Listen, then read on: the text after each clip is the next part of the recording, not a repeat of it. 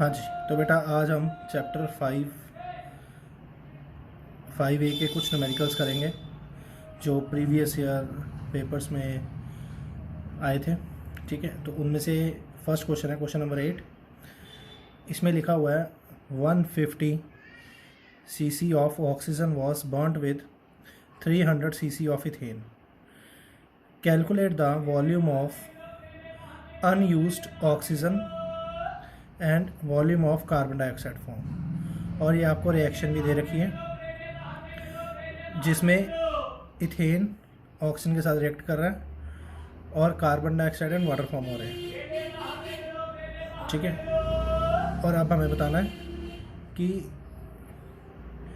जब ये ethane oxygen के साथ रिएक्ट कर रहा है तो कितना ऑक्सीजन हमारा अनयूज रह गया। ठीक है, तो इसके लिए ये इसका सोल्यूशन है। सबसे पहले हम इक्वेशन लिखेंगे। तो ये आपको ऑलरेडी मेंशन है न्यूमेरिकल के अंदर। तो इससे आप देख सकते हो कि इसके 2 वॉल्यूम है, इसके 7 वॉल्यूम है।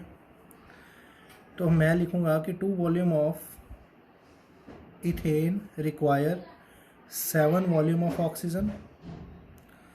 सो 1 volume of ethane require 7/2 volume of oxygen. ठीक है, अब मुझे क्वेश्चन में दे रखा था कि मेरे पास 300 सेंटीमीटर क्यूब ऑफ इथेन है। तो 300 centimetre cube of ethane require 7/2 into 300 volume of oxygen. तो बेटा इसको अगर आप सॉल्व करोगे तो इसको मल्टीप्लाई करने पे आपके पास आएगा 1050 सेंटीमीटर क्यूब।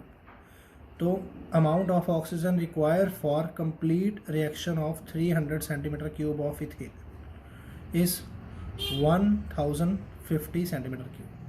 इसका मतलब है कि 300 सेंटीमीटर क्यूब ऑफ इथेन को कम्प्लीटली बर्न करने के लिए जो ऑक्सीजन यूज़ होगी वो होगी 1050 सेंटीमीटर क्यूब। तो अब देखिए ऑक्सीजन कितना यूज़ हुआ 1050 सेंटीमीटर क्यूब।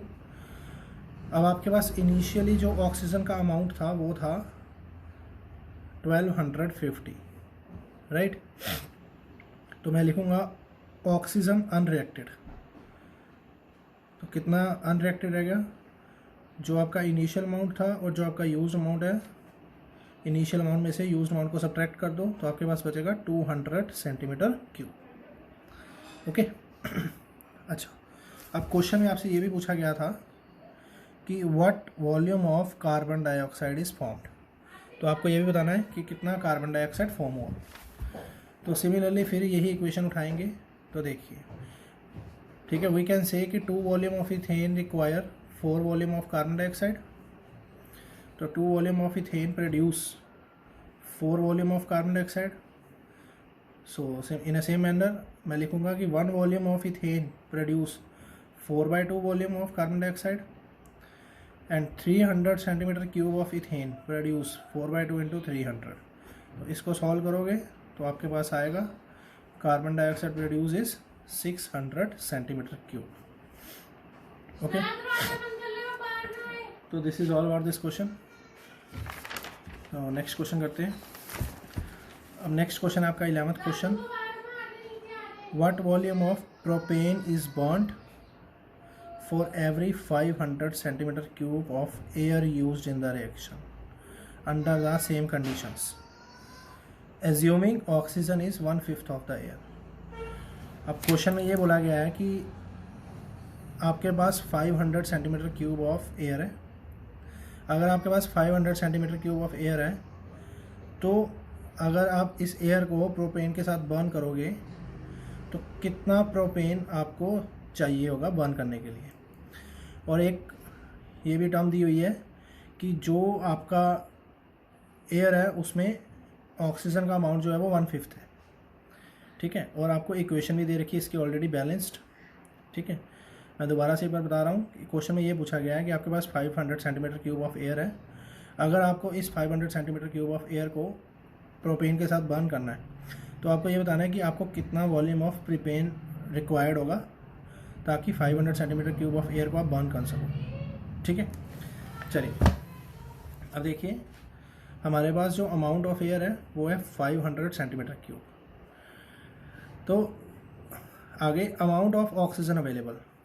अब क्या बोला गया क्वेश्चन में कि जो ऑक्सीजन है वो 1/5 ऑफ एयर है। क्वेश्चन में ये बोला गया है कि जो ऑक्सीजन है वो 1/5 ऑफ एयर है, राइट। तो 1/5 ऑफ एयर कितना 500, तो कितना आ जाएगा 100 सेंटीमीटर क्यूब, ठीक है। तो जो ऑक्सीजन अवेलेबल है वो हमारे पास 100 सेंटीमीटर क्यूब। चलिए आगे देखते हैं। अब मैं जो इक्वेशन आपको मेंशन थी वो लिखती। तो इस इक्वेशन से मुझे ये समझ आ रहा है कि 5 volume of oxygen require 1 volume of ethane, ये बैलेंस इक्वेशन है ना। तो 5 volume of require 1 volume of ethane, तो 1 volume of oxygen require 1/5 volume of ethane. Clear. तो आपके पास कितना एयर था, ऑक्सीजन कितना था 100 सेंटीमीटर क्यूब। तो 100 centimetre cube of oxygen require 1/5 into 100 centimetre cube of ethane. तो इसकी कटिंग करोगे तो बेटा आपके पास आ जाएगा 20। तो 20 centimetre cube of ethane is burned. तो इतना इथेन बर्न्ड होगा। ओके, तो this is a final answer of this question. Now we will move to the next question. अब नेक्स्ट क्वेश्चन ये आपका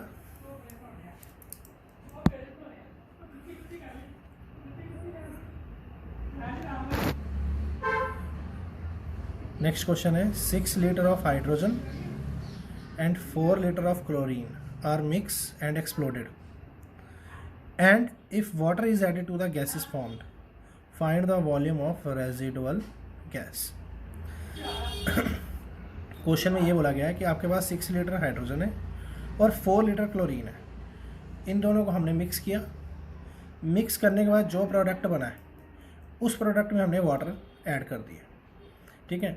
अब वाटर ऐड करने के बाद हमने ये बताना है कि क्या कुछ वॉल्यूम ऑफ गैस बचा या नहीं बचा। अगर बचा है तो उसका कितना वॉल्यूम बचा है, ठीक है। चलिए तो देखिए इसका आंसर देखिए, मैं इक्वेशन ऐसे लिखूंगा कि मेरे पास हाइड्रोजन है और क्लोरीन है, ठीक है। और जब बेटा हाइड्रोजन और क्लोरीन रिएक्ट करते हैं तो हाइड्रोक्लोरिक एसिड बनता है, ठीक है। अब इस इक्वेशन ये बैलेंस इक्वेशन है। इस बैलेंस से मुझे नज़र आ रहा है कि हाइड्रोजन और क्लोरीन की रेशो 1:1 है।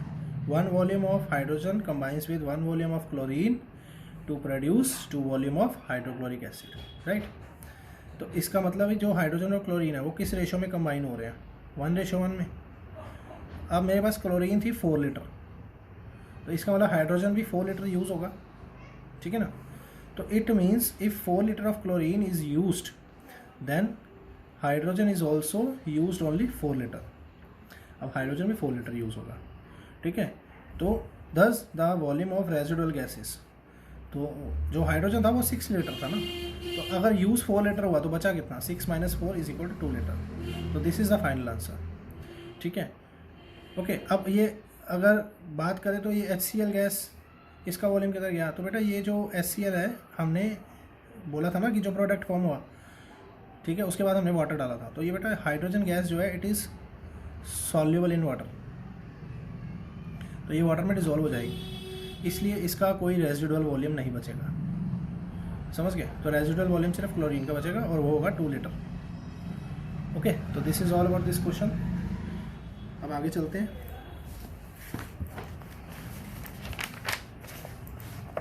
आगे ये आपका क्वेश्चन है 21 नंबर क्वेश्चन, ठीक है। इस क्वेश्चन में बोला गया है कि 150 centimetre cube of gas A contain x molecule, ठीक है। तो एक गैस ए है जिसके आपके पास जिसका वॉल्यूम 150 सेंटीमीटर क्यूब है और उसमें मॉलिक्यूल्स हैं वो एक्स हैं। How many molecules of gas be will be present in 75 centimeter cube of gas B. The gases A and B are under the same conditions of temperature and pressure. तो question में बोला गया है कि आपके पास एक gas A है जिसका वॉल्यूम 150 सेंटीमीटर क्यूब है और उसमें X मॉलिक्यूल है। अब उसने बोला है कि अगर आपके पास एक गैस B है जिसका वॉल्यूम 75 सेंटीमीटर क्यूब है तो उसके कितने मॉलिक्यूल्स होंगे, ठीक है। और ये भी बोला गया कि जो गैस ए एंड बी है they are under the same conditions of temperature and pressure, right. तो अब बेटा ये देखो, ये ना यहाँ पे जो कंसेप्ट आ रहा है ना, एक तो आ रहा है वॉल्यूम का और एक आ रहा है नंबर का, ठीक है। तो जब वॉल्यूम और नंबर का कंसेप्ट आता है ना, तो उसमें हमारा एवोगैड्रो लॉ होता है, ठीक है। तो एवोगैड्रो लॉ क्या कहता है, ये आपने पढ़ा होगा। Avogadro law states that equal volume of all gases under similar conditions of temperature and pressure contain same number of molecules, ठीक है। तो अगर कोई दो गैसेस हैं, ठीक है, तो अगर दो गैसेस का इक्वल वॉल्यूम है and if they are under the same conditions of temperature and pressure, so their number of molecules will also be equal, ठीक है। इसका ये मैं यहाँ पे एक रिलेशन ड्राइव किया हुआ है, इसी की हेल्प से हम सॉल्व करेंगे। देखो, तो पहले तो हम ये लिखेंगे for this problem is based on Avogadro's law. तो आगे फॉर एन आइडियल गैस, अभी हमने एवोगैड्रो लॉ में क्या पढ़ा कि volume of a gas is directly proportional to number of particles, ठीक है। तो प्रोपोर्शनैलिटी का साइन हटाया तो के आ गया, तो इसका मतलब है कि v बाई एन दोनों की रेशो क्या रहती है, हमेशा कांस्टेंट रहती है। तो मैं इसको ऐसे भी लिख सकता हूँ कि अगर कोई गैस ए है, ठीक है ना, तो उसका वॉल्यूम ए है, और कोई गैस बी है, उसका वॉल्यूम वी बी है। अगर दोनों का वॉल्यूम इक्वल है तो दोनों के नंबर ऑफ मॉलिक्यूल्स की रेशो भी इक्वल रहेगी, ठीक है ना। तो मैं इसको ऐसे लिख सकता हूँ V A by N A is equal to V B by N B. ये रिलेशन है ना कि वी और एन की रेशो हमेशा इक्वल रहती है, तो इसको मैंने ऐसे लिख दिया, समझ रहे हो। तो अब मान लो मुझे ए गैस का है ना, ये जो इसका वॉल्यूम पता है मेरे को 150 है और इसके मॉलिक्यूल्स हैं वो x हैं, तो इसका जो वॉल्यूम है वो 75 है। तो मुझे बताना है कि इसमें कितने नंबर ऑफ पार्टिकल्स होंगे, ठीक है। तो मुझे ये निकालना है, तो मैं ये निकालूंगा। इसके लिए मैंने वैल्यूज़ पुट कर दी, तो मेरे पास जो आंसर है वो आ गया x/2, ठीक है। अब इसको सॉल्व करने का एक और मेथड है जो आपकी बुक में सॉल्व्ड एग्जाम्पल में भी दे रखा है, उसमें ऐसे लिखा हुआ है अकॉर्डिंग टू एवोगैड्रोस लॉ। हमारे पास एक गैस थी जिसका वॉल्यूम था 150, तो 150 cc of A will contain equal molecule as 150 cc of B, ठीक है ना। तो यही तो एवोगैड्रो लगा जाता है कि अगर दोनों का वॉल्यूम इक्वल है तो दोनों के अंदर मॉलिक्यूल्स भी इक्वल होंगे। तो इसमें लिखा है कि अगर ए का 150 सेंटीमीटर क्यूब वॉल्यूम है तो उसमें जितने मॉलिक्यूल होंगे उतने ही 150 सेंटीमीटर क्यूब ऑफ बी में होंगे। चलिए, तो मैं लिख सकता हूँ 150 सीसी अगर x मॉलिक्यूल कंटेन कर रहा है तो 75 सीसी उससे हाफ करेगा, will contain half the what 150 CC contain, क्योंकि अगर वॉल्यूम हाफ हो गया तो मॉलिक्यूल्स भी हाफ हो जाएंगे। तो 75 सीसी विल कंटेन x/2, ठीक है। तो बेटा ये तो आपका चलो अनसॉल्व क्वेश्चन था, क्वेश्चन नंबर 21। और इसी तरह का एक क्वेश्चन आपका यहाँ पे सॉल्व भी है ऑन द पेज नंबर 75। ये क्वेश्चन है एग्जाम्पल नंबर 10, ठीक है, बिल्कुल सेम है, ठीक है जी। तो बाकी का हम नेक्स्ट वीडियो में करेंगे, आज के लिए बस इतना ही।